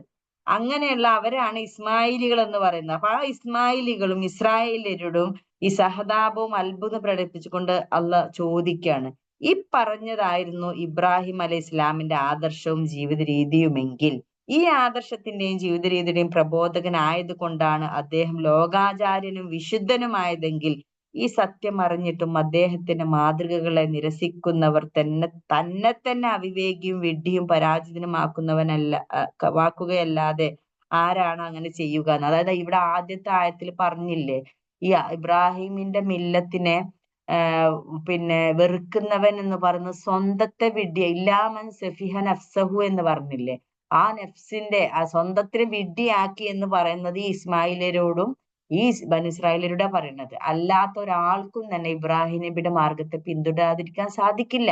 നിങ്ങൾ അത്രക്കും ഇങ്ങനെ ആയതുകൊണ്ടാണ് അങ്ങനെ ചെയ്യുന്നത്. ഈ ലോകത്ത് ഔന്നത്യവും പരലോകത്ത് മോക്ഷവും ആഗ്രഹിക്കുന്ന വിവേകശാലികൾ അതിനുവേണ്ടി സ്വീകരിക്കേണ്ട യഥാർത്ഥ മാർഗം ഇബ്രാഹിം നബിയുടേത് മാത്രമാകുന്നു. ഈ ഖുറാനിന്റെയും അതിന്റെ പ്രബോധകനെയും രൂക്ഷമായി എതിർത്തുകൊണ്ടിരുന്ന ഈ രണ്ട് കൂട്ടരുണ്ടല്ലോ, അതായത് ഇസ്രായേലരും ഇസ്മായിലികളും മത്സരിച്ച് ഇബ്രാഹിമെ പൈതൃകം അവകാശപ്പെടുന്നവരാണ്. അത് ഇവരാണ് ശരിക്ക് ഈ ക്രിസ്ത്യാനികളും ഇവരൊക്കെ അബ്രഹാം എന്ന് പറയുന്നത് ഇബ്രാഹിം നബിയാണ്. അവർ ശരിക്കും ഞങ്ങൾ ഇബ്രാഹിം നബിന്റെ ആൾക്കാരാണ്, ഞങ്ങളുടെ പൈതൃകം, അവരുടെ പൈതൃകം അത് അങ്ങനെ അവർ എപ്പോഴും അവകാശപ്പെടുന്ന ആൾക്കാരാണ്. പക്ഷെ ഈ ഇബ്രാഹിമി ആദർശ വിശ്വാസങ്ങളിൽ എത്രയോ അകലെയാണ് അവരുടെ ആദർശ വിശ്വാസങ്ങൾ. ഇബ്രാഹിമിന്റെ ജീവിതമാർഗവുമായി യാതൊരു ബന്ധമില്ലാത്തതാണ് അവരുടെ ജീവിതം. ഇബ്രാഹിമി പാരമ്പര്യം അവകാശപ്പെട്ടുകൊണ്ടിരിക്കുക അതിന് വിരുദ്ധമായി സ്വീകരിച്ച ജീവിതചര്യയിലൂടെ അവർ തങ്ങളെ തന്നെ കേവലം അവിവേകികളും വിഡ്ഢികളുമാക്കുകയാണ് ചെയ്യുന്നത് എന്നാണ് ഈ ആയത്തിൽ അള്ളാഹു പറയുന്നത്. ഇവിടെ പിന്നെ അള്ളാഹു പറയുന്നത്, ഇബ്രാഹിം നബിയോട് അള്ളാഹു ആവശ്യപ്പെട്ടത് വിഗ്രഹങ്ങൾക്ക് കുമ്പിടാനായിരുന്നില്ല. അതായത് മക്കയിലെ മുശ്രിക്കുകൾ എന്താ ചെയ്യുന്നത്? ഇസ്മായിലി സന്തതികൾ വിഗ്രഹങ്ങൾക്ക് കുമ്പിട്ടുകൊണ്ടിരിക്കുകയാണ്. ഈ സമയത്ത് പ്രവാചകൻ വരുന്ന സമയത്ത് അവിടെ വിഗ്രഹങ്ങളാണ്. മനുഷ്യപുത്രന്മാരെ ദൈവമായി വാഴിക്കാൻ ഇബ്രാഹിം നബിയോട് അള്ളാഹ് പറഞ്ഞിട്ടില്ല. അതായത് ഈസാ നബിയെ ദൈവമായി സ്വീകരിച്ചവരാണ് ക്രിസ്ത്യാനികൾ. സ്വയം ദൈവം ചമയാനുമായിരുന്നില്ല ഇബ്രാഹിം നബിയോട് പറഞ്ഞത്. പിന്നെയോ ജീവിതം അള്ളാഹുവിന് സമർപ്പിക്കാനായിരുന്നു അള്ളാഹു അദ്ദേഹത്തോടുള്ള കൽപ്പന. ഇത് തന്നെയാണ് എല്ലാ മനുഷ്യരോടും അള്ളാഹു ആവശ്യപ്പെട്ടിട്ടുള്ളത്. ഇബ്രാഹിമിനോട് അള്ളാഹു അത് ആവശ്യപ്പെട്ടപ്പോൾ ഉടനെ അദ്ദേഹം സദ്വാർത്തന അതിന് സന്നദ്ധനായി. അദ്ദേഹത്തിന്റെ മഹത്വം അദ്ദേഹം പറഞ്ഞു, ഞാനിതാ എന്നെ സർവ്വലോക രക്ഷിതാവായ, അതായത് അടുത്ത ആയത്തിൽ പറയുന്നത് അദ്ദേഹത്തോട് അള്ളാഹു അസ്ലിം എന്ന് പറഞ്ഞപ്പോ അദ്ദേഹം അസ്ലം തുലി റബ്ബിൽ ആലമീൻ എന്നാ പറഞ്ഞ. റബ്ബെ ഞാനിതാ സർവ്വലോക രക്ഷിതാവായ റബ്ബെ നിന്നിലേക്ക് എന്നെ തന്നെ ഞാൻ വെക്കുകയാണ്, സമർപ്പിക്കുകയാണെന്ന് പറയാണ് ചെയ്തത്. അദ്ദേഹം സവിശേഷമായ ഒരു അർത്ഥം ഉൾക്കൊള്ളുന്നുണ്ട്. പ്രപഞ്ചത്തിൽ അദ്ദേഹം ഒരു സൃഷ്ടി മാത്രം. ഇവിടെ ഒരു കാര്യം ശ്രദ്ധിക്കും, എന്തുകൊണ്ട് അള്ളാഹു ഇങ്ങനെ അസ്ലിം എന്ന് ഇബ്രാഹിം നബിനോട് പറഞ്ഞപ്പോ ഇബ്രാഹിം നബി എന്തിനാണ് അസ്ലം തു ലില്ല എന്ന് പറയുന്നതിന് പകരം, അതായത് അള്ളാഹുവിലേക്ക് ഞാൻ സമർപ്പിച്ചു എന്ന് പറയുന്നതിന് പകരം ലില്ല എന്ന് പറയുന്നതിന് പകരം ലി റബ്ബിൽ ആലമീൻ എന്ന് പറഞ്ഞത് എന്തിനാ? അതൊരു ക്വസ്റ്റ്യൻ ആണ്. അതായത് റബ്ബിൽ ആലമീൻ എന്ന് പറയാൻ കാരണം ഈ സർവ്വലോകത്തിലുമുള്ള സർവ്വലോക രക്ഷിതാവ് എന്ന് പറയാം, അള്ളാഹ് എന്ന് വിളിക്കുന്നതിന് സർവ്വലോക രക്ഷിതാവ് എന്ന് പറയാൻ കാരണം സർവ്വലോകത്തിലും ലോകത്തിലെയും മുഴു സൃഷ്ടികളും മനുഷ്യനല്ലാത്ത മുഴു ജീവജാലങ്ങളും അള്ളാഹുവിന് അസ്ലമയാണ്, അതായത് കീഴ്പ്പെട്ടിരിക്കുകയാണ്. അപ്പൊ അവരുടെ കൂടെ നാഥാ ഞാനും ഇതാ സമർപ്പിക്കുന്നു എന്ന് പറയാണ് റബ്ബിനോട്. മനസ്സിലായില്ലേ? അവരുടെ കൂടെ ഞാനും ഒരാളായി റബ്ബെ എന്നെയും സമർപ്പിക്കുന്നു ഈ പ്രകൃതിയോടൊപ്പം എന്നുള്ള തരത്തില് പറയാണ് റബ്ബിൽ ആലമീൻ. അഥവാ ശുദ്ധമായ പ്രകൃതിയോട് ഞാൻ സർവാത്മന, അതായത് ശുദ്ധ പ്രകൃതി എന്ന് പറയുന്നത് തന്നെ ശരിക്കും അള്ളാഹുലേക്ക് പൂർണ്ണമായി സമർപ്പിക്കുകയാണ്. ഈ പ്രകൃതി മുഴുവൻ മുസ്ലിം ആണെന്ന് കഴിഞ്ഞ ക്ലാസ്സിൽ ഞാൻ എക്സ്പ്ലെയിൻ ചെയ്തിരുന്നു എങ്ങനെയാണ് അത് എന്നുള്ളത്. അപ്പൊ ആ ശുദ്ധമായ പ്രകൃതിയിൽ ഒരാളായി ഞാനും എന്നെയും പ്രകൃതിയുടെ പോലെ സമർപ്പിക്കുന്നു എന്ന് പറയുന്നു. ഇസ്ലാം മുസ്ലിം എന്നീ പദങ്ങളുടെ ആശയം മുസ്ലിങ്ങൾ ആ പദം കൊണ്ട് നാമകരണം ചെയ്യപ്പെട്ടതിന്റെ പൊരുളും ഈ സൂക്തത്തിൽ നിന്ന് ശരിക്കും മനസ്സിലാക്കാവുന്നതാണ്. ജീവിതം അള്ളാഹു സമർപ്പിക്കും, അവന്റെ പ്രീതിക്കും വിധിവിലക്കുകൾക്കും വിധേയമായി നയിക്കുകയും ചെയ്യുന്നതിന്റെ പേരാണ് ഇസ്ലാം. ഈ വിധത്തിൽ ജീവിതത്തെ അള്ളാഹുവിന് സമർപ്പിച്ചവന്റെ പേരാണ് മുസ്ലിം. ഇത് മുഹമ്മദ് നബി സല്ലല്ലാഹുക്ക് ശേഷമുണ്ടായ പേരല്ല. ഇത് നമ്മൾ എല്ലാവരും പലപ്പോഴും പല ആളുകളും വിചാരിച്ചു വെച്ചൊരു കാര്യം എന്താണ്, മുഹമ്മദ് നബിയെ പിന്തുടരുന്നവരാണ് മുസ്ലിങ്ങൾ എന്നാണ് പൊതുവെയുള്ള ധാരണ. ശരിക്കും അങ്ങനെയല്ല. ആദം നബി മുതൽ മുഹമ്മദ് നബി വരെയുള്ള എല്ലാ പ്രവാചകന്മാരും മുസ്ലിങ്ങളായിരുന്നു. മുസ്ലിം എന്ന വാക്കിന്റെ അർത്ഥം അള്ളാഹുവിന് സമർപ്പിച്ചവൻ എന്നാണ്. അപ്പൊ അന്നും ഇന്നും മുസ്ലിങ്ങളാണ്. മുസ്ലിം എന്നാണ് പറയുന്നത്. അപ്പൊ ശരിക്കും നമ്മുടെ സമൂഹത്തിൽ അങ്ങനെയല്ല. മുസ്ലിം എന്ന് പറഞ്ഞാൽ ഈ മുഹമ്മദ് നബി അംഗീകരിച്ച അങ്ങനെയുള്ള ഒരു ഇതിലാണ് അറിയപ്പെടുന്നത് അല്ലെ. അപ്പൊ ഇസ്ലാം എന്നും ഈ മുഹമ്മദ് നബി പേരല്ല. മനുഷ്യാരംഭം മുതലേ അള്ളാഹുവിനെ ആരാധിക്കുകയും അനുസരിക്കുകയും ചെയ്യുന്നത് ഇസ്ലാം എന്നും അങ്ങനെ ചെയ്യുന്നവർ മുസ്ലിങ്ങൾ എന്നും എന്നാണ് ശരിക്കും പറയേണ്ടത്. അതായത് തുടക്കം മുതൽ അന്ന് മനുഷ്യ ആരംഭം മുതൽ അള്ളാഹുവിനെ ആരാധിക്കുകയും അനുസരിക്കുകയും ചെയ്യുന്ന പ്രവർത്തിക്കാണ് ഇസ്ലാം എന്ന് പറയുക. അങ്ങനെ ചെയ്യുന്ന ആളുകൾക്കാണ് മുസ്ലിം എന്ന് പറയുന്നത്. ഇവിടെ പ്രത്യേകം ശ്രദ്ധിക്കേണ്ട ഒരു കാര്യം, ഇബ്രാഹിം നബി പരാമർശിക്കുമ്പോൾ നമ്മൾ ഇസ്ലാം എന്നതിന്റെ കൂടുതൽ ഉപയോഗിക്കുന്നതിന്റെ കാര്യം എന്താണ്? ഇബ്രാഹിം നബീന്റെ കൂടെ പലപ്പോഴും അള്ളാഹു ഇങ്ങനെ അദ്ദേഹം കാന മുസ്ലിമ എന്ന് പറഞ്ഞിട്ട് ഇങ്ങനെ മുസ്ലിം ആയിരുന്നു, നല്ലൊരു മുസ്ലിം ആയിരുന്നു, അർപ്പിച്ചവനായിരുന്നു, ത്യാഗബോധം അങ്ങനെ ഇങ്ങനെ പറയാൻ കാരണം ഒന്ന് രണ്ട് വിഷയങ്ങൾ അതിലുള്ള വെച്ചാല്, ഇബ്രാഹിം നബിക്ക് ഒരുപാട് ത്യാഗം, അള്ളാഹുവിന് വേണ്ടി എത്രമാത്രം സമർപ്പിച്ചവനാണ് ഇബ്രാഹിം നബി എന്ന് പരീക്ഷിക്കാൻ വേണ്ടി അള്ളാഹ് കുറെ പരീക്ഷണങ്ങൾ കൊടുത്ത പ്രവാചകനാണ് ഇബ്രാഹിം നബി.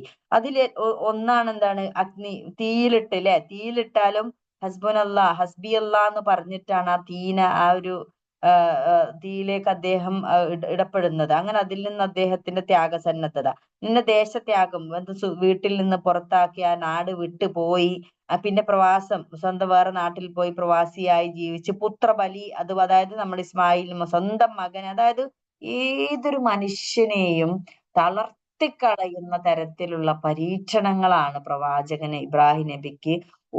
ഉപ്പ വീട്ടിൽ നിന്ന് പുറത്താക്കി, സ്വന്തം സമൂഹം പുറത്താക്കി, അതെല്ലാം കഴിഞ്ഞ് 90-ാമത്തെ വയസ്സിൽ ഒരു ഒന്നും ഇല്ലാതെ എല്ലാം മറ്റ സമയത്ത് ഒരു മകനെ കിട്ടിയപ്പോ ആ മകനെയും കൊടുക്കാൻ അള്ളാഹ് പറയുന്നു.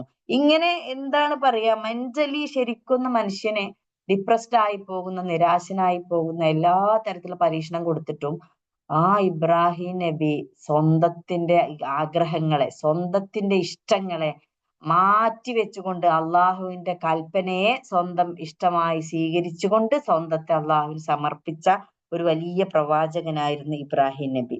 അതാണ് അദ്ദേഹത്തിന്റെ കൂടെ ഇങ്ങനെ മുസ്ലിം, അദ്ദേഹം ഇതില് പിന്നെ ഇസ്മായിൽ നബിയെ അറുക്കാൻ വേണ്ടി കൽപ്പിച്ച സമയത്ത് സൂറത്ത് സോഫാത്തിൽ പറയുന്നുണ്ട്, ഫലമ്മ അസ്ലമ വതല്ലഹു ലിൽ ജബീൻ, ഇരുവരും അള്ളാഹുവിന് സമർപ്പിതരായി പിതാവ് പുത്രനെ കമഴ്ത്തിക്കിടത്തിയപ്പോൾ എന്നാ പറഞ്ഞത്. അവിടെയും അസ്ലമ എന്നാ പറഞ്ഞത്, ആ വാക്കാണ് ഉപയോഗിച്ചത്.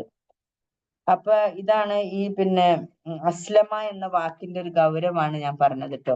ഇവിടെ പറഞ്ഞു വന്നത്, ഈ ഒരു ബനു ഇസ്രായേലും പിന്നെ ഈ മക്കയിലെ മുശ്രിക്കുകളൊക്കെ ആചാര്യ പദവി, നേതൃത്വ പദവിയൊക്കെ അവകാശപ്പെട്ടുകൊണ്ട് ഞങ്ങൾ ജൂതന്മാരാണ്, ക്രിസ്ത്യാനികളാണ്, ഞങ്ങൾ അറബികളാണ് എന്നൊക്കെ പറഞ്ഞിട്ടാണ് നേതൃസ്ഥാനമൊക്കെ ഏറ്റെടുത്തിട്ടുണ്ടായിരുന്നു, അതിനൊക്കെ ആവശ്യപ്പെട്ടിട്ടുണ്ടായിരുന്നത്. പക്ഷെ അള്ളാഹുവിന് മുന്നിൽ അത് അവസ്ഥ, ഒരു മുസ്ലിം ആയാൽ മാത്രമാണ് അള്ളാഹുവിന് മുന്നിൽ ആവുക എന്നുള്ള അവരോട് പറയാണ്. ഇതാണ്. ഇനി 132-ാമത്തെ ആയത്തില് വസ്സ എന്ന വാക്ക് വരുന്നുണ്ട് അല്ലെ. 132-ാമത്തെ ആയത്ത് നോക്കൂ. അവിടെ വസ്സ എന്ന് പറഞ്ഞ വസിയത്ത് കൊടുക്കുന്നതിനെ പറയാം. അതായത് അതിന് ഉപദേശം, പഠിപ്പിക്കൽ, അന്ത്യോപദേശം. നമ്മള് മരണസമയത്ത് വസിയത്ത് ചെയ്യാറുണ്ട് അല്ലെ, മരിക്കാൻ കിടക്കുമ്പോ വസിയത്ത്. ഈ വസിയത്തിന്റെ ആയത്തുകളൊക്കെ പിന്നീട് അനന്തരാവകാശ നിയമങ്ങൾ ഇസ്ലാമിൽ വന്നപ്പോ വസിയത്തിന് അതിനത്ര പ്രാധാന്യം ഇല്ലാതായിപ്പോയി. അതായത് ആ ഒരു ആയത്തുകൾ ഇറങ്ങുന്നതിന് മുന്നേ വസിയത്ത് ചെയ്യൽ നിർബന്ധമായിരുന്നു. ഏതൊരാളും മരണാസന്നനായി കഴിഞ്ഞാൽ വസിയത്ത് ചെയ്യണം, സ്വന്തം സ്വത്തുക്കളെ അങ്ങനെ എങ്ങനെ എന്നൊക്കെ പറഞ്ഞ് എഴുതി വെക്കണം നിർബന്ധമായിരുന്നു. പക്ഷെ പിന്നീടാണ് അനന്തരാവകാശ നിയമങ്ങൾ അള്ളാഹു തന്നെ ഈ മരണപ്പെട്ടു പോകുന്ന ആളുടെ അവശേഷിപ്പിക്കുന്ന മുതലുകൾക്ക് അവകാശികളെ നിർണയിച്ചുകൊണ്ട് അനന്തരാവകാശ നിയമങ്ങൾ വന്നപ്പോൾ ആ ഒരു ആയത്ത് അവിടെ ദുർബലമായിട്ടുണ്ട്. അപ്പൊ ഇവിടെ വസ്ത എന്നത് വസിയത്ത് ചെയ്യുന്നതിന്, അന്ത്യോപദേശം, മരണപത്രം എന്നൊക്കെ അർത്ഥത്തിനാണ് ഈ പദത്തിനുള്ളത്. ഈ അർത്ഥങ്ങളാണ്. ഇനി പിന്നെ ഇവിടെ ഈ യാക്കൂബ് നബിയുടെ യാക്കൂബ് നബി വിളിച്ചു പറയാൻ കാരണം അദ്ദേഹത്തിന്റെ ഇസ്ലാമും ദീനുൽ ഇസ്ലാം തന്നെയായിരുന്നു എന്ന് പറയുന്നുണ്ട്.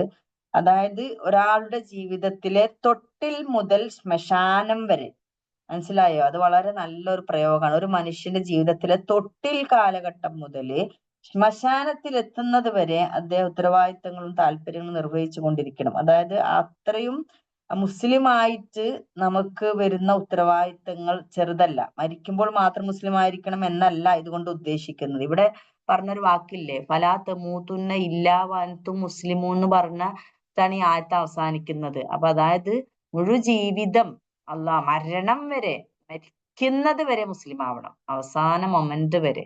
ഇപ്പൊ ചില ഇതിനൊരു എക്സ്പ്ലനേഷൻ പറയുന്നുണ്ട്. അതായത് നമ്മള് ചില സന്ദർഭങ്ങളിൽ മുസ്ലിം ആയിരിക്കൂല. ഇപ്പൊ ഒരു വിശ്വാസിയായ മനുഷ്യൻ തന്നെ എന്തെങ്കിലും ഒരു സാധനം കട്ടെടുക്കുകയാണ്.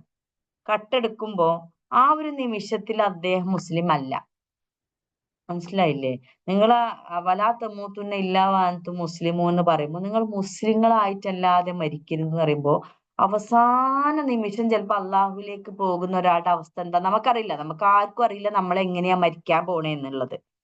നമ്മള് പക്ഷെ എല്ലാവരും അള്ളാഹിനോട് ആഗ്രഹിച്ച് പ്രാർത്ഥിക്കാറുണ്ട്, റബ്ബേ എന്നെ മുസ്ലിമായി തന്നെ മരിപ്പിക്കണേ, ഈമാനോട് മരിപ്പിക്കണേ, വിശ്വാസത്തോട് മരിപ്പിക്കണേ എന്ന്. പക്ഷെ ഈ ലാസ്റ്റ് മൊമെന്റ് എങ്ങനെയാണെന്ന് അള്ളാഹ്ക്ക് മാത്രമേ അറിയുള്ളൂ. ചിലപ്പോ ഒരു പക്ഷെ ആത്മഹത്യ ചെയ്യുന്നവരുണ്ടല്ലേ, അവസാനം കെട്ട് നല്ല മുസ്ലിമായി ജീവിച്ച് അള്ളാഹുന് ഇഷ്ടമില്ലാത്ത, അള്ളാഹുവിന് അടിമപ്പെടാതെ മരിച്ചു പോകുന്ന ആളുകളുണ്ട്. അതായത് ആത്മഹത്യ ചെയ്യുന്ന അവസ്ഥയിൽ അദ്ദേഹം മുസ്ലിം അല്ലല്ലോ.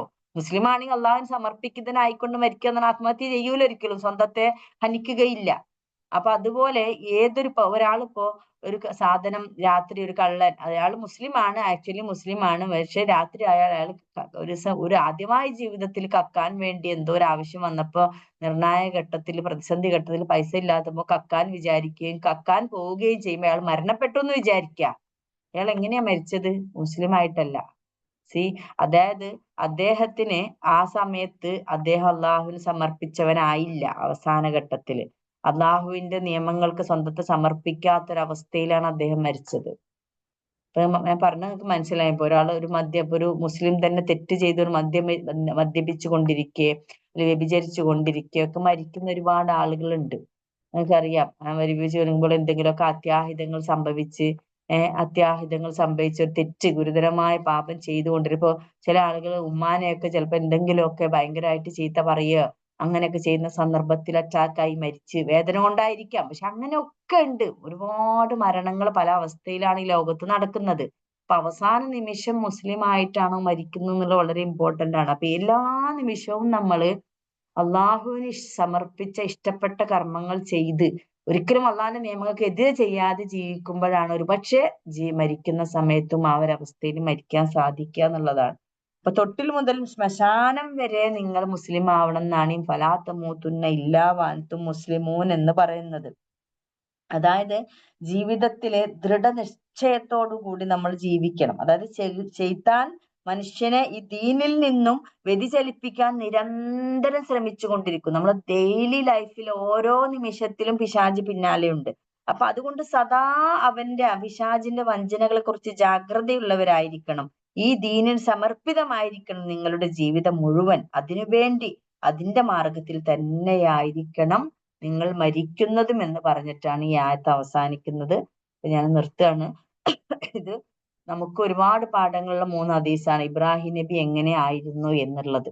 ഇബ്രാഹിം നബി എങ്ങനെയായിരുന്നു, ആ പിതാവ്, ആ സ്വർഗസ്ഥനാകുന്ന ആ ഒരു ഇബ്രാഹിം നബി നമുക്കറിയാലോ അല്ലെ. ബൈത്തുൽ മാമൂർ എന്ന് പറയുന്നതിലൊക്കെ ഇബ്രാഹിം നബിക്ക് ഒരുപാട് സ്ഥാനം കൊടുത്ത ഒരു പ്രവാചകനാണ് ഇബ്രാഹിം നബി. അതിനിടയിൽ എത്രയോ പ്രവാചകന്മാരില്ലേ. പക്ഷെ നമ്മൾ തശഹൂദിലൊക്കെ ഇബ്രാഹിം നബി എടുത്തു പറയുന്നത് നോക്കൂ. അപ്പൊ അവിടുന്നാണ് ശരിക്കും ഇങ്ങോട്ട് തുടങ്ങുന്നത്. അപ്പൊ ഇബ്രാഹിം നബിയുടെ ഒരു ജീവിതം എന്നാണ് നമ്മളിവിടെ പഠിക്കുന്നത്. അദ്ദേഹം ശരിക്ക് കറയറ്റ മുസ്ലിം ആയിരുന്നു, ഒരു കളങ്കവും ഇല്ലാത്ത മുസ്ലിം. അങ്ങനെയുള്ള ഒരു മുസ്ലിമായി മരിക്കാൻ അള്ളാഹു നമുക്ക് ഏവർക്കും തൗഫീക്ക് നൽകുമാറാകട്ടെ. സുബ്ഹാനക്കല്ലാഹുമ്മ ബിഹംദിക അശ്ഹദു അൻ ലാ ഇലാഹ ഇല്ലാ അൻത അസ്തഗ്ഫിറുക വഅതൂബു ഇലൈക്. സുബ്ഹാന റബ്ബിക റബ്ബിൽ ഇസ്സത്തി അമ്മാ യസിഫൂൻ വസലാമുൻ അലൽ മുർസലീൻ വൽഹംദുലില്ലാഹി റബ്ബിൽ ആലമീൻ. ബിസ്മില്ലാഹിർ റഹ്മാനിർ റഹീം. വൽ അസ്രി ഇന്നൽ ഇൻസാന ലഫീ ഖുസ്ർ ഇല്ലൽ ലദീന ആമനു വഅമിലുസ് സ്വാലിഹാത്തി വതവാസൗ ബിൽ ഹഖ് വതവാസൗ ബിസ് സബ്ർ. ആമീൻ ബിറഹ്മതിക യാ അർഹമർ റഹീമീൻ.